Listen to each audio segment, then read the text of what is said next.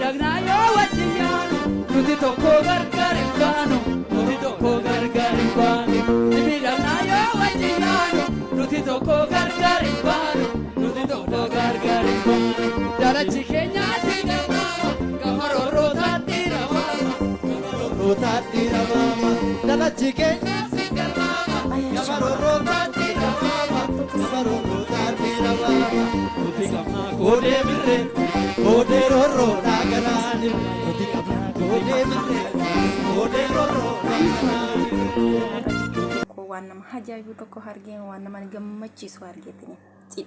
cidha obboleessa keenya itti tafarii irratti waan nama ajaa'ibuu fi waan nama gammachiisu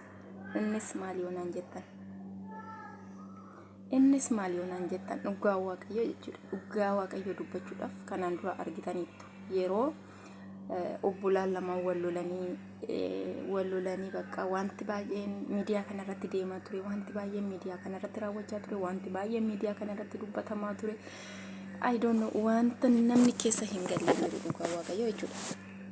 na bakka wanti bakka miidiyaa kana irratti sila miidiyaa kana irratti jechuudha ka waan keessa hin seen namni hin jiru hundumaa keessa seena namni magawada namaa keessa hin seena jireenya namaa keessa hin seena mana namaa keessa hin seena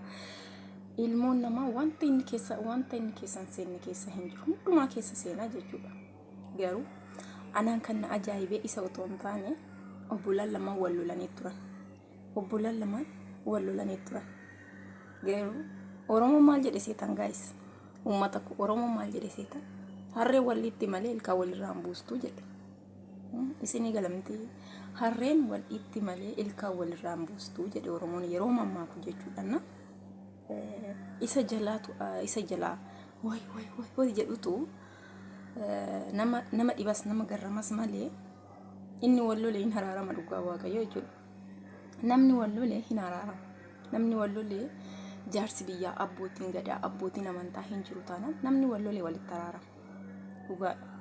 kanaaf namni wallolee booda walitti deebi'ee fira ta'ee bakka waan nama gammachiisu yeroo argamu immoo laphee qulqulluudha walitti haraaramee laphee qulqulluudhaan dhiifama walii godhee yeroo argamu immoo wanta akkas nama gammachiisu hin jiru wanta akkas namatti tolus hin jiru dhugaa waaqayyo jechuudha ani viidiyoo ajaa'ibaa yeroo artistoonni keenya walitti dhufanii akkas waliin gammadan waliin taphatan waliin bakka cidha obboleessa isaanii akkas bareechan mee garaan keessa maal isiniin jedhe dhugaa waaqayyo jechuudha bakka cidhi suni bakka cidhaani I don't know akkamitti akka ibsamu iyyuu nama dhiba dhugaa waaqa baay'ee tokko nama gammachiisa baay'ee tokko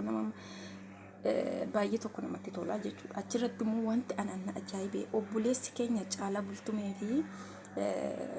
Andu'aalam Gosaa obboleessi keenya kabajamtoonni keenya Andu'aalam Gosaa fi dhiifama maqaa Caalaa Bultumee akkasitti wal jala seenanii yeroo walirraa fudhanii morma jala wal seenanii intini maayikii walirraa fudhanii yeroo akkasitti isaan obboleessa isaanii cilaa dhaabbatanii ofii isaaniitti irra laphee qulqulluudhaan dhugaa waaqayyo jechuudha araara isaanii argitaniittu jaarsi biyyaa bahee abbootiin amantaa ba'anii abbootiin gadaa bahanii korma jiksanii gaabitti uffisanii ati obboleessa atis koodee atis tiruudha jedhanii walitti araarsan isa amma immoo isa Caalammoo isaan walitti dhufanii wal jala seenanii nuti gargar hin baanu dhugaa waaqayyo nuti gargar hin baanu dhugu yoommaa nutis keenya koodeedhaa waliin jedhanii wal faarsanii wal dhungatanii wal jala seenan dhugaa waaqa wanta kana nama gammachiisu hin jiru jechuudha kanarraa barumsa guddaa fudhachuu qabdu jechuudha namni biraa viidiyoo sana laalee taruu bicha yookiin viidiyoo sana laalee darbuu bicha otoo hin taane waan kanarraa maal akka baratamu ifatti namatti mul'ata jechuudha kanaaf obboloonni wal lolan yeroo namni wal lolu jala seentanii akkas ina cabacabena intinin jedhina dhugaa waaqayyo maaliif boodtaa zabbiitti lafattafamaa jechuudha seenan namaa ni darbanii jijjiirama wanti hin jijjiiramne hin jiru garuu tazibtiidhaan waan tokko fudhachuurraa maaliif viidiyoon irratti waraabame sun viidiyoo nama tokko ol qabanii nama tokko gaggabanii irratti nama irratti waraaban sun in mul'ata in jira nan ufan dhuksarree yoo jette jechuudha kanaaf Obboloota qaalii warroonni seena keessan bira dhaabbataa jirtan warroonni viidiyoo kana laaltan barumsa obboleessa keenya kabajamaa Andu'aalam Gosaa fi Caalaa Bultumee irraa argine cidha sanarratti cidha gammachuu, cidha gaarii, cidha nagaa, cidha jaalalaa kan waliin horanii bulan nuuf haa ta'u. Jaalalli obboloota keenya, jaalalli artistoota keenya akkanumatti hittaacimu ittaafuuf gara fuulduraatti illee jaalala kana caalu waliif haa qabaatanii gorsa keenya kaayyoo keenyas